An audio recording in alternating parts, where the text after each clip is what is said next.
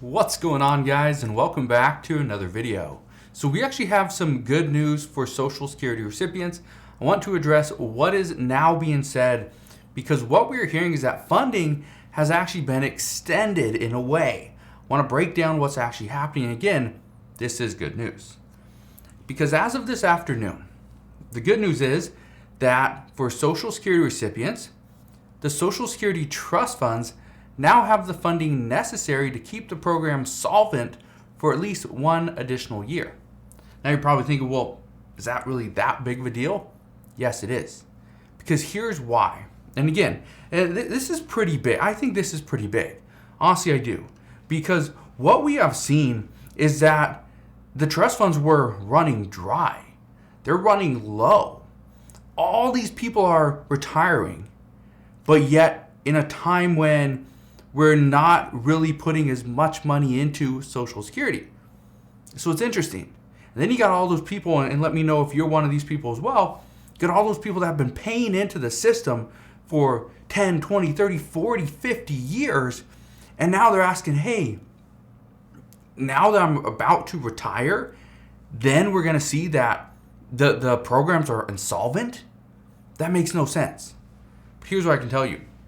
For the past several years, the U.S. Treasury has been reporting that Social Security and Medicare would become insolvent by 2034. Now the new projection is 2035, with a high likelihood that it will get extended even further after this next 2 years. Now, the main reason why these programs have become insolvent, again, is due to the aging population, pretty much coupled with the programs growing faster than our GDP. Now, here's what you need to keep in mind.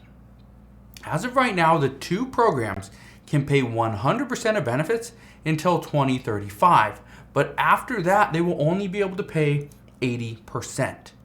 That is 80% of your monthly benefits. Just keep in mind, could you afford to live right now if you're only receiving 80% of your monthly benefits? Most people would say no. But let me know what your thoughts are down in the comment section below. We also know that the Old Age and Survivor Insurance Trust Fund will be depleted by 2034. Again, this is 1 year after the expected depletion date. Okay, so good news there is it got 1 year additionally. The problem here is this program, beneficiaries would only receive 77% after 2034.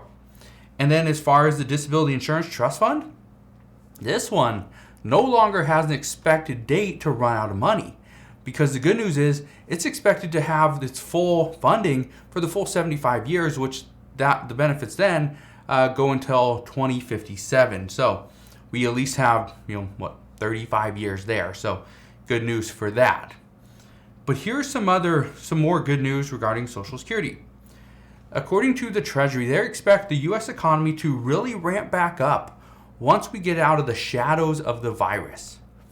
We've been here for over 2 years, right? We've been in this position for about 2 years. The Treasury says they expect things are going to ramp back up once we get out of the shadows. Well, hopefully that happens very soon. They also say once the war in Ukraine is over, I don't think anybody can deny that the issues that we're facing here globally, not just here in the United States, is partially impacted by this war in Ukraine. I think everybody agrees there. They also say once supply chain disruptions get resolved, well, we got to get out of the virus, we got to get out of this war in Ukraine. Then supply chain disruptions are going to somewhat fix themselves, but again, it could take a while. And then finally, they say things will go back to normal or be better once we can get inflation back under control. And again, most of this should be fixed, according to experts, about 2025, if not a little bit sooner. So we'll see. But again, here's the key. The key to all this, and the key to what happens after these insolvency dates for Social Security and Medicare, is Congress. Congress is going to be the key. Because what we know is that Social Security will not be able to pay full benefits after 2035 if Congress does not get involved in some way. That's what we know. But here, let me just ask you this. What do you think Congress is going to do? Will Congress decide to raise the taxable amount for Social Security benefits? Will they raise rates? I don't know. Because according to President Biden, nobody making less than $400,000 per year would see a penny more in taxes. But if we do what many lawmakers have been requesting and provide more benefits to Social Security and to Medicare, to our elderly, well, that goes against what President Biden has been promising. So that's one option. The other option is, will we see benefits get cut so that the programs have more funding for decades, not just the next 13 years? We could see that as well. We honestly could see that as well. We could see cuts where, and again, this was talked about before, where Senator Bernie Sanders, he wanted to see Social Security get expanded. So not where you can get benefits at like 65 or 67, whatever, right? He was thinking, what if we can do it to 60? What if people can get benefits 2 to maybe 5 years early? What about that? Or what if we expand the program to also include vision, dental, and hearing, right? But that again goes against what others are saying is, hey, we should probably cut benefits just a little bit so that the programs have funding to last for decades, not just the next 12 to 13 years. So that's another option. Or will we see Congress push to see the programs expanded? That would actually deplete the funds even faster. So that's one of the things that Senator Joe Manchin, he asked is, how can we expand a program when we haven't even shored up the program in itself? So I don't know. But this is why Congress is key. They hold the majority of the power to either prolong the expected depletion dates, or they could go the completely opposite way, put more pressure on themselves and our economy to perform in order to provide more benefits to those that actually qualify. But let me ask you this question. What would you rather see?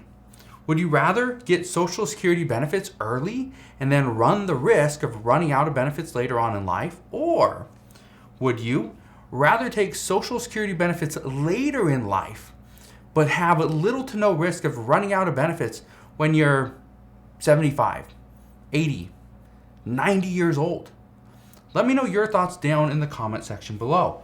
But this is why this is rather good news at this time, because what we are seeing is, okay, and again, here's the problem here, and I know I didn't discuss this yet, but the good news is that the programs are going to be, the funding has been somewhat extended. But here's one of the reasons why, and the Treasury didn't bring this up. One of the reasons why the funding has been extended, the trust funds are going to last a little bit longer, is because a lot of these people aren't able to survive on their Social Security benefits. So what are they doing? They're going back to work.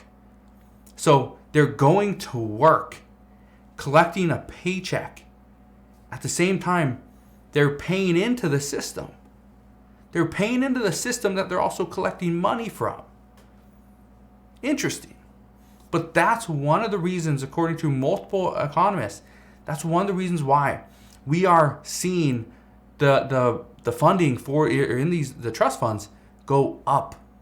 Because yes, people have retired, but at the same time, a lot of people died because of the virus, and now more people are going back to work because we have inflation at 8.3%. So that's what we're seeing at this time. But again, as always, as I know more, I promise, I'll come back on and share all latest news and updates again. Just want to thank you guys for watching. Have a wonderful rest of your day. Consider subscribing, and I'll see you guys on the next one.